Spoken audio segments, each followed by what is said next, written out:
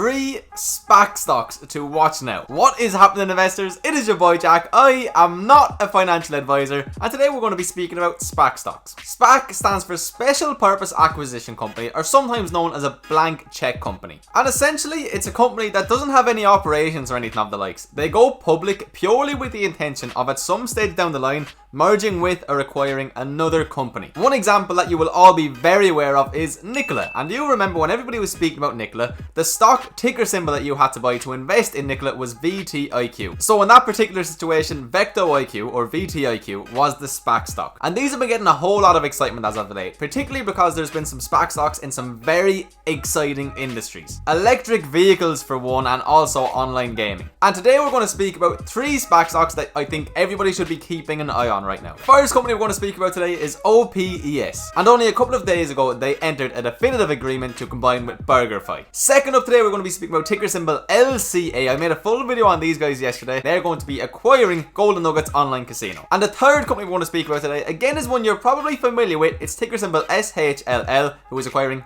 Hyliion. I've been getting more and more questions about these SPAC related companies, so I said let's just throw them all into one video that we can reference back to. Right before we get to our first company of today, OPES/BurgerFi, whatever you want to say, okay? We are less than 500 subs away from 10,000, guys. If you're new around here, please hit that red button. It's so close. It's actually, I don't really understand it yet, but I'm so excited. I appreciate every single one of you who has gotten us to this stage. It is literally within our sights. It is a matter of days now. As always, please drop the video a like because that genuinely helps me out so much and keeps me so motivated to keep making this content. And lastly, please drop me a comment down below. Let me know what you think of any of the companies we cover today, or any other SPAC stocks that you are keeping an eye on personally. And with that being said, let's get into our first company of the day. So when we're looking into a SPAC stock, okay, this doesn't really mean anything to us. OPES Acquisition Corp, they don't mean anything to us. Right now, this is just a ticker symbol, okay? And if we're to buy this ticker symbol, what we're really doing is we're buying into this company, okay? BurgerFi. And what BurgerFi is,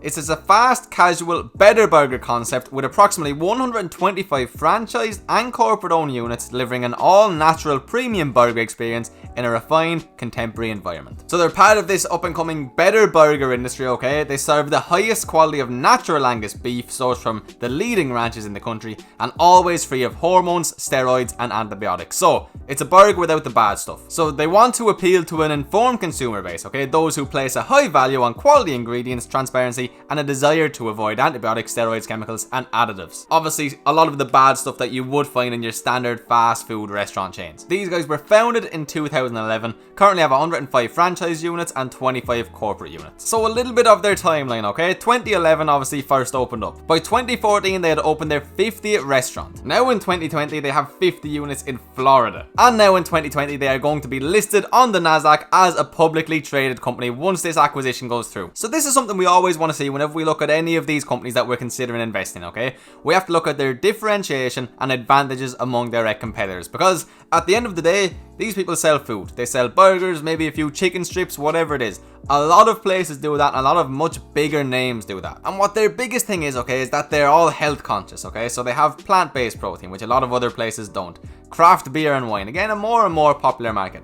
Natural, antibiotic-free beef. They are beating the majority of the market here, and eco-friendly and sustainable design. So right off the bat, I see a lot of room for a company like this to have a lot of potential to grow. There is a lot more of the US for these guys to expand into, first of all. And they do have something that sets them out from a lot of other food places. And that could be the difference between a health-conscious person going to this place and spending their money, or else going to, you know, your McDonald's, your Shake Shack, your Five Guys, anything like that. So these dark green arrows are existing BurgerFi spots, okay? These light green arrows are BurgerFi under construction, orange accepted site for new BurgerFi, and blue projected non-traditional sites. So there is clearly an awful lot of room for long-term expansion. And here's an exciting piece of news as well, okay?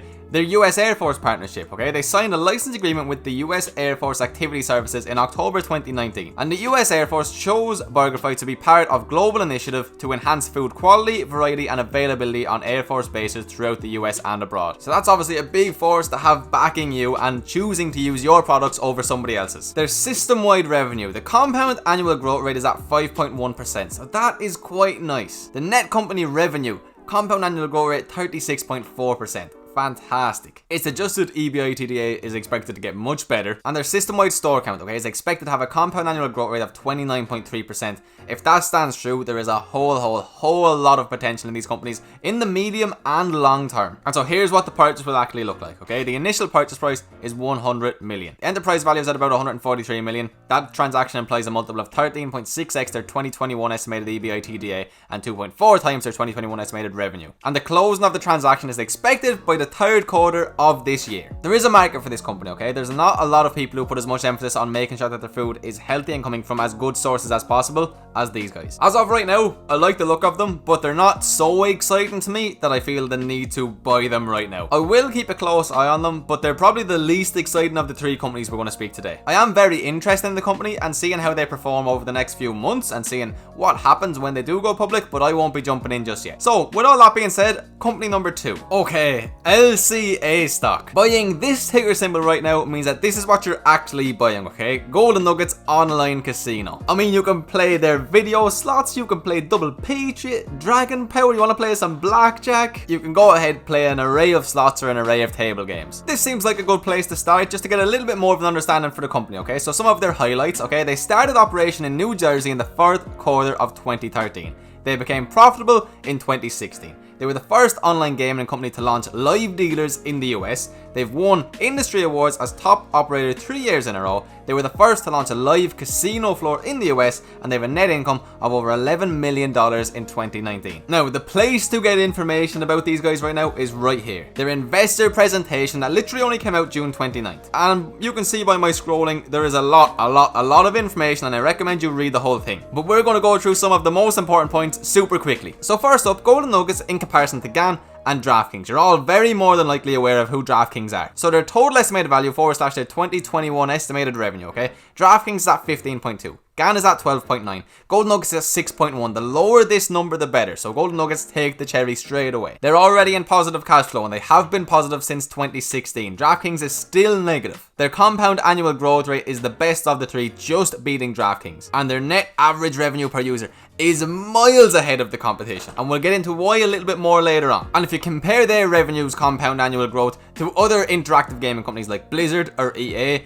they blow everybody out of the water. So, Landry's, the people who actually own the Golden Nugget brand. And this man here is the CEO, Tillman Fertitta. I am so sorry for butchering that name. I have no idea how you say it. He's the sole owner of Landry's, okay, and he also owns the National Basketball Association's Houston Rockets. Rich man. Net worth $4.4 billion as of March 2020. So approximately $4 billion in 2019 revenue. Landry's is a diversified restaurant, hospitality, entertainment and gaming company with 600 outlets, 3 hotels, 4 aquariums, 2 amusement parks, 5 Golden Nugget casinos in Atlantic City, Las Vegas, Lachlan, Lake Charles and Biloxi, 39 states, DC and Puerto Rico, and 42 international units. Massive stuff. CEO is very rich. The company's been profitable for years. It's in a growing market. It all looks very good. That growing market, okay? I want to speak about people in iGaming, which is what Golden Nugget Casino is, versus sports betting, and how people in iGaming are worth a lot more to a company. iGaming players place more bets and are about 7 times more valuable than sports bettors. The average iGaming player plays longer, reinvests winnings quicker, generates a higher hold for the operator, and has a higher disposable income. All great things for a gambling company. And keep in mind, there's not a lot of competition for these guys in regards to an online gambling company to invest in right now. DraftKings is the only real name. And DraftKings has a big emphasis on sports and on betting on sports, not on table games or on slots. There is a lot more money to be made in table games and slots, quite clearly. So the number one iGaming focused US casino brand in NJ. I'm going to fly through this. On track to deliver $95 million of GGR and $24 million of adjusted EBITDA in 2020. Well positioned to capture a 10% share of the projected $22 billion US iGaming market. The virus situation has accelerated the e-commerce secular trend, which has accelerated the US iGaming regulation, which means more people gambling online. Industry leading monetization. That is so important. Innovators. This is again to me as an investor really important.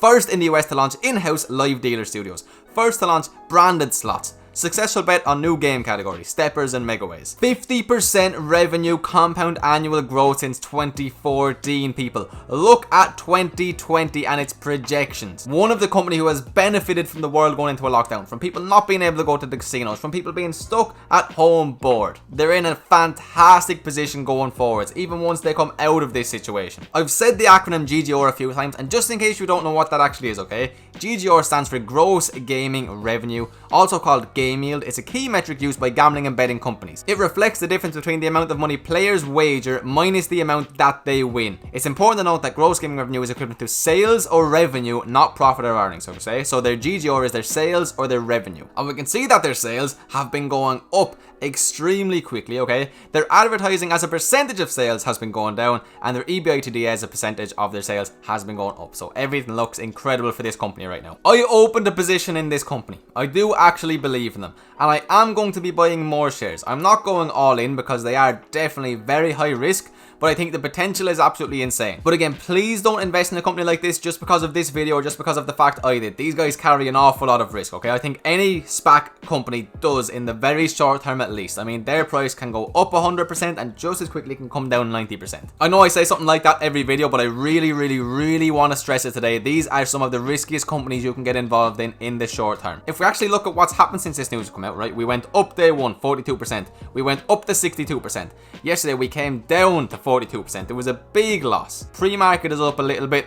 It's always going to be super volatile, so please do due diligence and don't invest more than you can afford to lose. Not in a company like this. Okay, and then we've one more company to cover today, and we potentially saved the best for last. We are having a look at Shell, at Hyliion, at Tortoise Acquisition Corp. And again, this is a company I've spoken about a couple of times briefly as of late, but we will go through some of the key points because again, to me, these are an exciting one, and since the last time I've spoken about them, I did go ahead and pick up some shares. Again, like with LCA, it's only a small position. It's very high risk in nature. It's speculative in nature in the short term at least. But I am trying to get some higher risk, higher growth potential companies into my portfolio. I'm starting to play around with some shorter term investments. I'm probably going to open up a second investment portfolio soon just to have my money in these kind of companies, my shorter term plays, but for now, it's all being done on the same platform. Since all this news has started to come out, there has been boom. We've had highs of over 211%, okay? As of right now, they're still up 146%, and their pre-market is up 11.08%. You more than likely all know at least a little something about Hyliion, okay? What I'm going to say in today's video is just why I actually do like them as a company, not just as a speculative play, not just as buying a ticker symbol, why I like them as a company. If you know nothing else, this is one line that just has to be known, okay? We are building solutions that are available today and address the immediate needs of today's trucking fleets. Nikola isn't going to have full trucks out until probably 2023 at this rate, and to me, honestly, that seems like a very optimistic guess. They want to be the leading powertrain provider of electrified solutions for the commercial vehicle industry, okay? They want to electrify trucking, reduce GHG emissions. They have the lowest total cost of ownership. Extremely important. People who use Class 8 trucks are business people, okay? Businessmen, businesswomen, whatever you want to call them. They're not your everyday person going on a Sunday drive. They want the lowest total cost of ownership.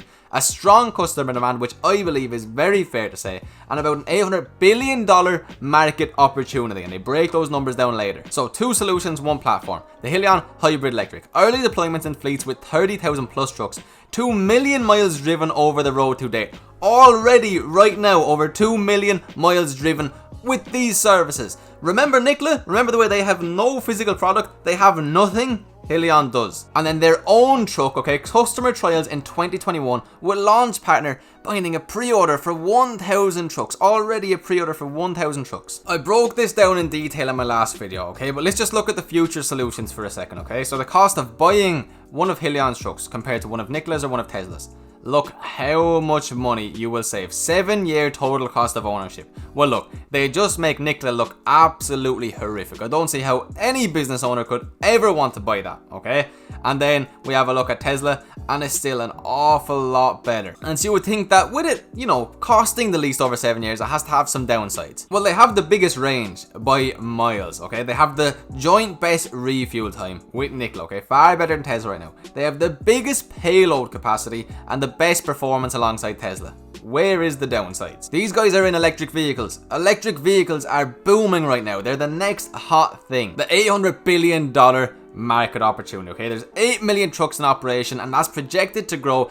944,000 trucks are sold annually. The competitive landscape, there's pretty much nobody that does what they do. The Class 8 long haul, 500 plus miles.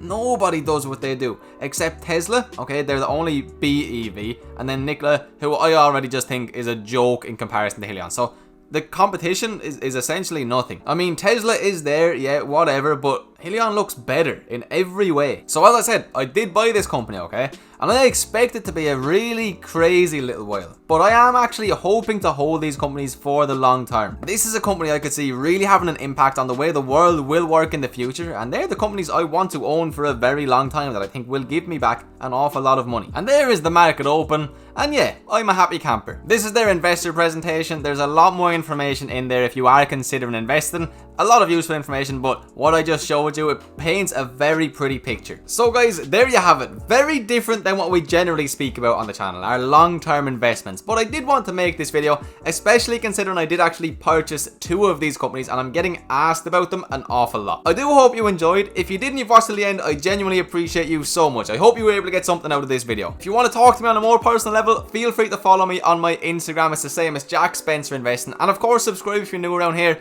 We are really trying our best to get to 10,000 ASAP. I hope you all have an absolutely fantastic day, people. Please don't forget to drop me something in the comment section below. I will see you for tomorrow's video. Peace.